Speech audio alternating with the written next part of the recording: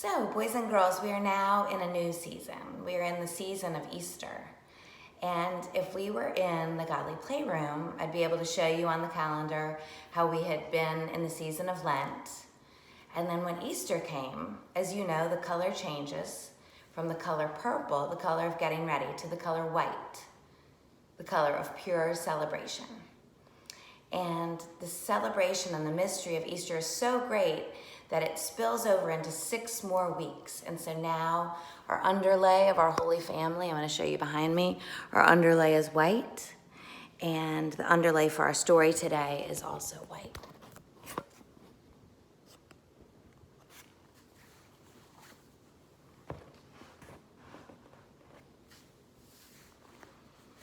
I'm going to start by saying St. Teresa's prayer to help me get ready to tell the story. May today there be peace within. May you trust God that you are exactly where you are meant to be. May you not forget the infinite possibilities that are born of faith.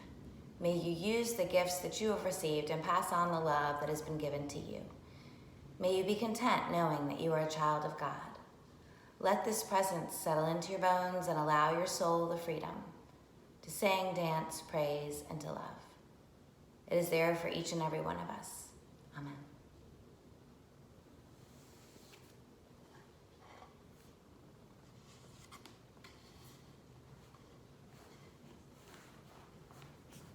On the first day of knowing Jesus in a new way, we remember the women who went to the tomb after Jesus had been buried there. There were 3 Marys, among others. Mary Magdalene, who seemed to be leading the way, Mary, the mother of James, and Mary, the mother of Jesus. They carried spices with them to finish the burial. And they walked along and they wondered how they would ever get inside the tomb. But when they got there, they saw that the stone had been rolled away. And so they looked inside. Inside the tomb, there was nothing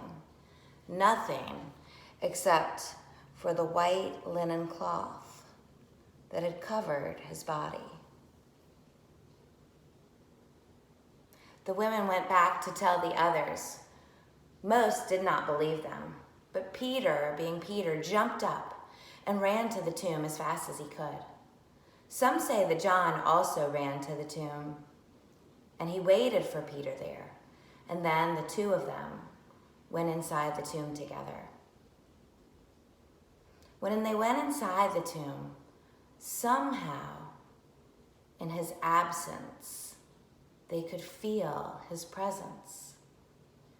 But Jesus was gone, truly gone.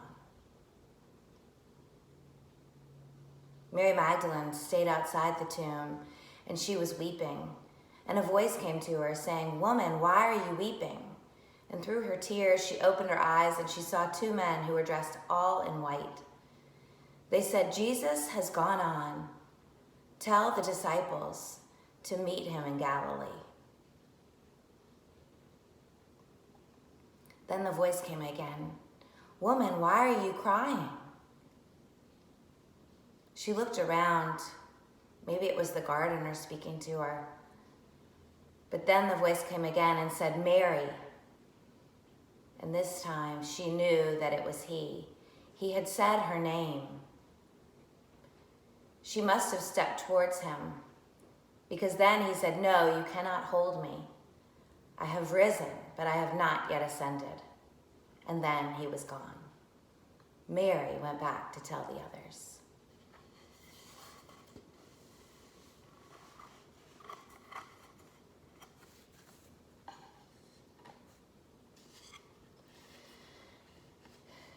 During the 2nd week in the season of Easter, we remember 2 followers of Jesus who were traveling on the road from Jerusalem to Emmaus, the afternoon of the very first Easter.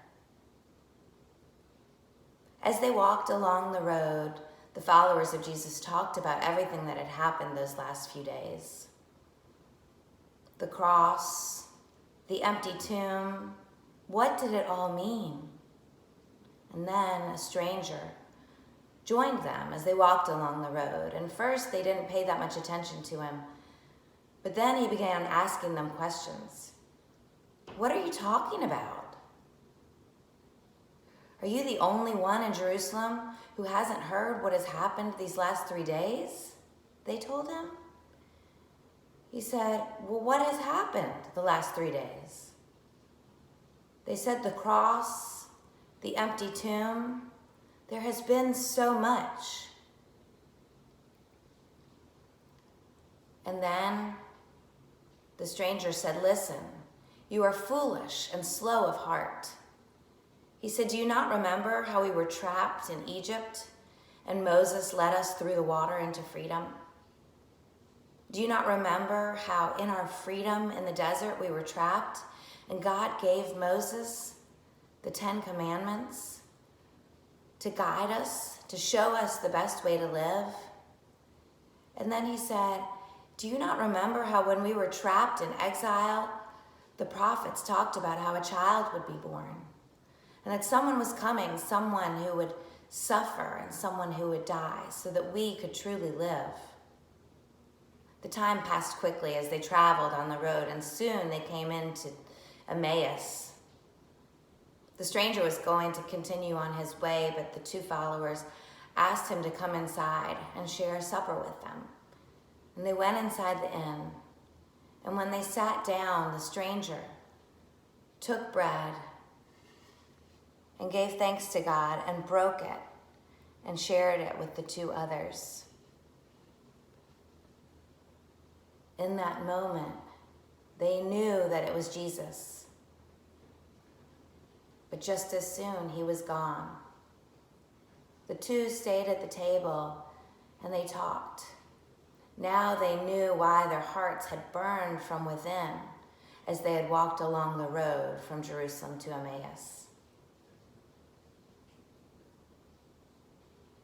They finished their supper and they got up slowly, but then they hurried back to Jerusalem to tell everyone how Jesus had made himself known to them in the breaking of the bread.